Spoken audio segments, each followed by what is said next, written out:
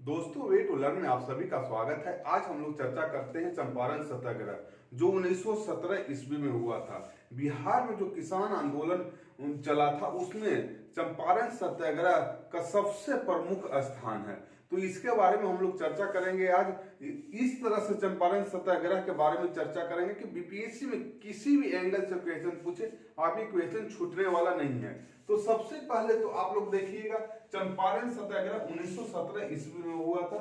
सबसे पहले इसमें भूमिका पे हम लोग चर्चा करेंगे। इसके बाद चंपारण सत्याग्रह का क्या क्या कारण रहे, फिर गांधी जी का आगमन कैसे बिहार की धरती पर हुआ, या हम कह सकते हैं कि गांधी जी का आगमन इस कृषक आंदोलन में कैसे हुआ। ठीक है, फिर गांधी जी की आलोचना किस किस बात को लेकर के की जाती है, और फिर महत्व या परिणाम चंपारण आंदोलन का क्या रहा, या आने वाले किसान आंदोलन पे महत्व जो चंपारण आंदोलन था उसका क्या महत्व या परिणाम रहा। ठीक है, इसके बाद लास्ट में हम लोग निष्कर्ष निकालेंगे। ठीक है, तो सबसे पहले हम लोग चलते हैं, छोटी सी भूमिका पे चर्चा करते हैं। तो दोस्तों, मेरे चैनल को अगर आप लोग सब्सक्राइब नहीं किए होंगे तो प्लीज आप लोग सब्सक्राइब कीजिए, लाइक कीजिए, जितना अधिक से अधिक हो सके शेयर कीजिए, और जितना अधिक से अधिक हो सके आप लोग मैसेज कर करके कमेंट बॉक्स में जरूर बताइए कि ये वीडियो आप लोगों को कैसा लग रहा है। ठीक है, तो सबसे पहले हम लोग भूमिका देखते हैं चंपारण सत्याग्रह पे। चंपारण आंदोलन एक शोषणकारी आर्थिक व्यवस्था के विरुद्ध एक असंतोष तथा प्रतिरोध का ही परिणाम था। 1917 में बिहार का चंपारण जिला महात्मा गांधी के भारत में सत्याग्रह का प्रथम प्रयोग स्थल भी रहा है। भारतीय राष्ट्रीय आंदोलन की यह एक प्रमुख घटना थी, क्योंकि इस आंदोलन के दौरान गांधी जी ने जिन तरीकों को अपनाया वे बाद के जितने भी राष्ट्रीय आंदोलन रहे उनके एक प्रमुख आधार बन गए। इसी आंदोलन के साथ गांधी जी एक राष्ट्रीय आंदोलन से भी जुड़ गए। यानी हम कह सकते हैं कि चंपारण सत्याग्रह के माध्यम से ही गांधी जी जो थे राष्ट्रीय आंदोलन से भी जुड़े, और ये राष्ट्रीय आंदोलन के प्रमुख आधार भी बना। ठीक है, तो ये हो गया छोटी सी भूमिका। अब हम लोग देखते हैं कि इसका मुख्य कारण क्या था। हम लोग कारण पे चर्चा करेंगे कि चंपारण सत्याग्रह का क्या कारण था। सबसे पहला कारण तो औपनिवेशिक नीति। औपनिवेशिक जो नीतियां थी, औपनिवेशिक नीतियां सबसे प्रमुख कारण के रूप में उभरे। औपनिवेशिक शासन के आरंभ के साथ ही जो भारतीय किसानों का एक औपनिवेशिक शोषण का जो सिलसिला था वो अनवरत चलता रहा, और यही अनवरत जो चलते रहा इसी में देख रहे होंगे आप लोग औपनिवेशिक भू राजस्व नीति, फिर कृषि का वाणिज्यीकरण जो था, वो जो शोषण था वो अस्थायीकरण प्रदान किया या अस्थायित्व प्रदान किया।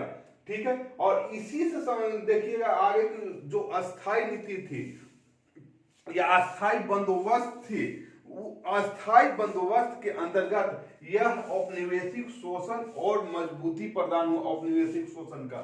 ठीक है, नीचे हम लोग देखते हैं तीन कठिया पद्धति।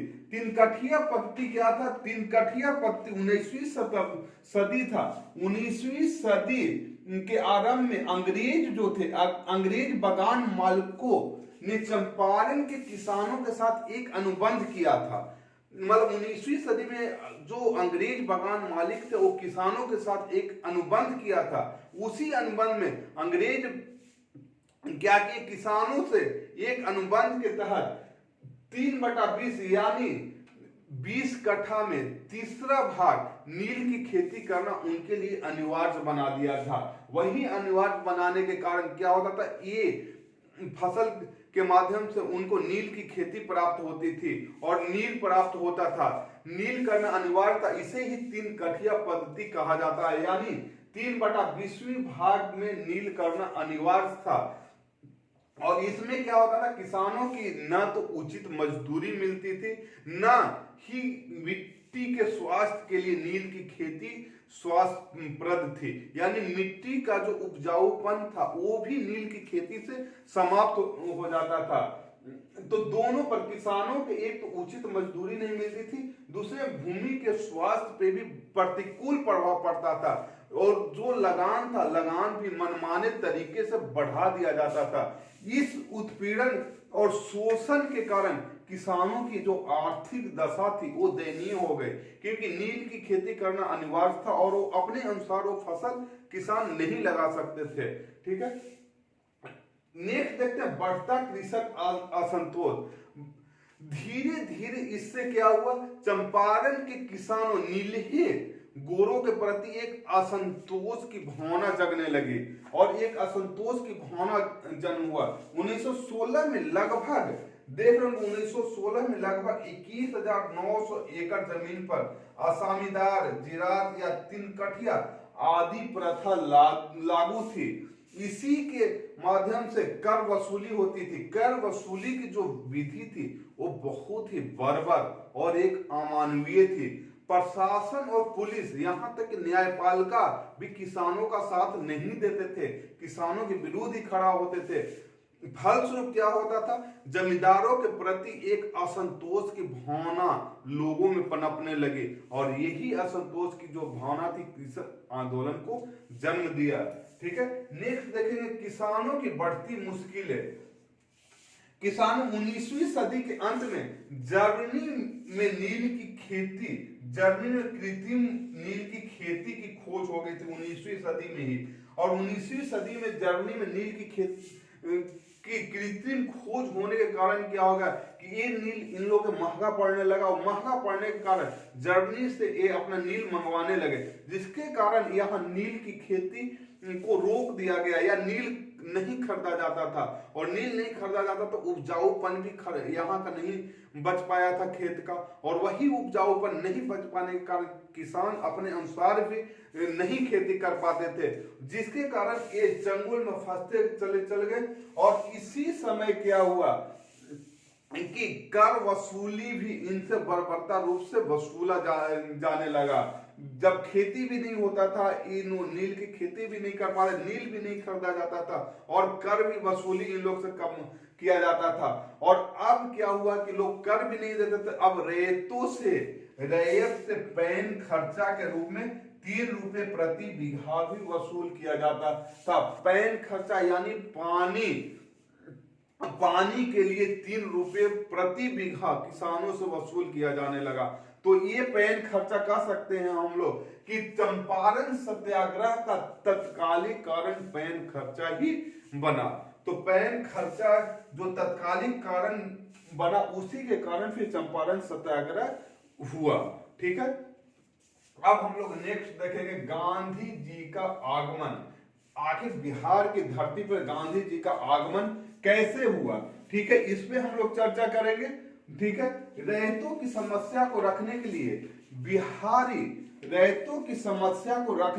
बिहारी और ठीक है बिहारी एवं प्रताप नामक एक प्रमुख भूमिका निभाई। जो दैनिक समाचार पत्र था बिहारी एवं प्रताप, वो प्रमुख भूमिका निभाई। इसने भारतीय राष्ट्रीय कांग्रेस का भी ध्यान अपनी ओर करवाया। ठीक है, अपनी ओर उर्किश करवाया। 1916 ईस्वी में कांग्रेस का 31वां अधिवेशन हुआ। 1916 ईस्वी में कांग्रेस का 31वां अधिवेशन लखनऊ हुआ। इसी में लखनऊ किसानों की तरफ से, बिहार के किसानों की तरफ से किसान नेता राजकुमार शुक्ल ने लखनऊ में भाग लिया। और यही राजकुमार शुक्ल ने किसान के शोषण और अत्याचार का लखनऊ में उत्पीड़न का एक गाथा गाया और उठाया। और राजकुमार शुक्ल ने लखनऊ अधिवेशन में गांधी जी को बिहार आकर के यहाँ के किसानों की स्थिति के आकलन करने के लिए बोला।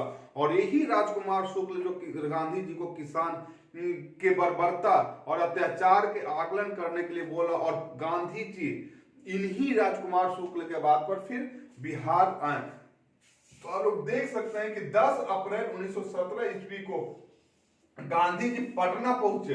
फिर 11 अप्रैल को बिहार प्लांटर्स एसोसिएशन के मंत्री J.M. विल्सन से गांधी जी मुजफ्फरपुर में मुलाकात किए। फिर तिरहुत डिवीजन के कमिश्नर मैगेट थे। तिरहुत डिवीजन का जो कमिश्नर थे, कमिश्नर उस समय मैगेट थे। मैगेट फिर 15 अप्रैल को मोतिहारी के डीएम द्वारा इन्हें चंपारण छोड़ने का तुरंत आदेश दिया गया कि यानी जो जिलाधिकारी थे तिरहुत का, उन्होंने चंपारण छोड़ने का गांधी जी को आदेश दिया, किंतु गांधी जी ने चंपारण छोड़ने से मना कर दिया कि बिना किसानों की समस्या को सुलझाए हुए हम चंपारण से वापस नहीं लौटेंगे। यही एक भारत की आंदोलन में पहला देखा गया कि सबने अवज्ञा गांधी जी के द्वारा ही शुरू किया गया, यानी सबने एक अनुरोध के सबने अवज्ञा मानने को मजबूर हुए और एक चंपारण छोड़ने से मना कर दिए। बोले जब तक किसानों की जो समस्या है उसको नहीं सुलझा लिया जाता या हल नहीं निकाला जाता, ये चंपारण छोड़ने के लिए तैयार नहीं हुए। ठीक है, इसी के बाद देखिएगा कि लेफ्टिनेंट गवर्नर द्वारा हस्तक्षेप किया गया, लेफ्टिनेंट गवर्नर द्वारा हस्तक्षेप किया गया और जो भी इनके जिलाधिकारी द्वारा केस दर्ज किया गया, लेकिन लेफ्टिनेंट गवर्नर के आदेश पर इनके ऊपर जो भी केस लगा हुआ था वो केस उठा लिया गया और इनको फिर स्वतंत्र रूप से छानबीन करने के लिए बोला गया। फिर राज्यपाल एडवर्ड गेट ने FG सलाई की अध्यक्षता में एक जांच समिति बनाई। इसी जांच समिति में 5 सदस्यीय जांच समिति बनाई FG सलाई के अध्यक्षता में। ठीक है, यहाँ देखिएगा कि फिर इसी में सिफारिश फिर हुआ कि बढ़े हुए लगान का 1/4 हिस्सा वापस किया जाए और 3/4 की वसूली किया जाए। ये जो एक तरह से समझ सकते हैं कि अंग्रेजों के लिए बहुत बड़ा सबक था। कुछ भी यानी 100% तो नहीं, लेकिन 1/4 ही वापस करना सबसे बड़ी सबक थे। उस समय जो अंग्रेज झुकने के लिए तैयार नहीं थे, 1/4 वापसी करने के लिए एक बहुत बड़ा सबक था और उनके लिए एक मतलब समझिए कि ठेस आधार पहुंचाया। ठीक है, 1/4 हिस्सा वापस, 3/4 की वसूली करे। नगद वसूली में से 25% वापसी की भी ये बात की है। जो नगद वसूली हो चुकी थी उसमें 25% वापसी की भी उसमें बात थी। ठीक है, तिनकठिया पद्धति समाप्त करने की इन्होंने प्रस्ताव रखा। ये सब चीज समझ सकते हैं कि बहुत ज्यादा अंग्रेजों पर कुठारघात, और इसी समय देख सकते हैं फिर तिनकठिया पद्धति समाप्त हो गया। इन्होंने मजिस्ट्रेट पर मुकदमा भी इन समाप्त कर दिया इन पर से। ठीक है, सबने अवज्ञा की ये पहली जीत मानी जा सकती है और ये सबने अवज्ञा की पहली जीत थी जो गांधी जी द्वारा कह सकते हैं। सबसे पहले सबने अवज्ञा जो था वो चंपारण में ही शुरू किया गया। ठीक है, अब हम प्रश्न उठता है कि गांधी जी की आलोचना, गांधी जी की आखिर आलोचना हम कर क्या सकते हैं। हालांकि चंपारण सत्याग्रह में गांधी जी का आलोचना करना ही उचित नहीं है, इसमें गांधी जी का आलोचना बहुत ही कम बचता है। बस एक ही आलोचना बचती है कि ये 100% रकम की वापसी की मांग क्यों नहीं की थी, 100% रकम की वापसी की मांग क्यों नहीं की थी। गांधी जी का कहना था कि उस जो भी परिस्थिति बनती है उस समय के 25% यानी 1/4 हिस्सा ही मांग बहुत ज्यादा अंग्रेजों के लिए था, बहुत ज्यादा था। और उनकी नजर में सिर्फ और सिर्फ ये था कि किसी न किसी आधार पर जो अंग्रेज थोड़ा सा भी झुकने के लिए तैयार नहीं थे, उनके लिए एक सबक के तौर पर हम 25% कह सकते हैं। तो ये गांधी जी का तर्क था। बस एक ही आलोचना मुख्य रूप से इनके आती है। फिर अब हम देखेंगे महत्व या परिणाम गांधी इसका चंपारण सत्याग्रह का क्या रहा। ठीक है, सबसे पहले तो पहली बार किसानों की समस्या को राष्ट्रीय स्तर पर उठाया गया। चंपारण सत्याग्रह के माध्यम से सबसे पहले किसानों की जो समस्या था एक राष्ट्रीय आंदोलन और राष्ट्रीय स्तर पर उठाया गया। इसी में देख सकते हैं कि लखनऊ में जो राजकुमार शुक्ल थे, राजकुमार शुक्ल के ही माध्यम से कांग्रेस यानी समझ सकते हैं कांग्रेस जो राष्ट्रीय स्तर की कांग्रेस थी उसमें उठाया गया था बिहार के किसानों की समस्या का। नेक्स्ट देखेंगे इस आंदोलन से अनेक आंदोलन प्रेरित हुए, यही प्रेरणा का काम किया। जैसे खेड़ा आंदोलन, अवध आंदोलन, इसी तरह अनेक किसान आंदोलन थे, इससे प्रेरित हुए। ठीक है। किसानों की समस्याओं के समाधान के लिए कांग्रेस इस समय से सदा एकदम प्रयासरत रही है। इसी समय से किसानों की जो आंदोलन, सभी आंदोलन कांग्रेस प्रयासरत रही, ठीक है। महात्मा गांधी किसानों एवं आम जन पर पकड़ मजबूत बना महात्मा गांधी का।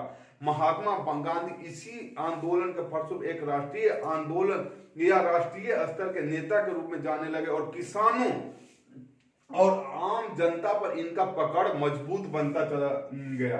फिर सबने अवज्ञा एवं सत्याग्रह का पहली बार इसी में प्रयोग हुआ। सबने अवज्ञा एवं सत्याग्रह का सबसे पहले चंपारण आंदोलन में या चंपारण सत्याग्रह में ही प्रयोग हुआ। फिर राष्ट्रीय आंदोलन के सामाजिक आधार को यह मजबूती प्रदान किया। जितनी भी आने वाले समय में राष्ट्रीय आंदोलन हुए उसका जो सामाजिक आधार को ये मजबूत किया। इस तरह हम देख सकते हैं कि चंपारण जो सत्याग्रह था आने वाला किसान आंदोलन के लिए एक प्रेरणा का काम किया और इसी के माध्यम से गांधी जी एक राष्ट्रीय स्तर के नेता के रूप में उभरे। तो इस तरह से हम लास्ट में निष्कर्ष निकाल करके क्वेश्चन आंसर राइटिंग को खत्म कर देंगे। ठीक है दोस्तों, ये वीडियो आप लोग को अच्छा लगा होगा तो प्लीज लाइक कीजिए, सब्सक्राइब कीजिए, जितना अधिक से अधिक हो सके आप लोग शेयर कीजिए और सब्सक्राइब करके बेल आइकन को जरूर दबाइए ताकि जो भी मैं वीडियो डालूं आपके तक सबसे पहले पहुंच सके। ठीक है दोस्तों, thanks for watching this video. Okay, bye bye.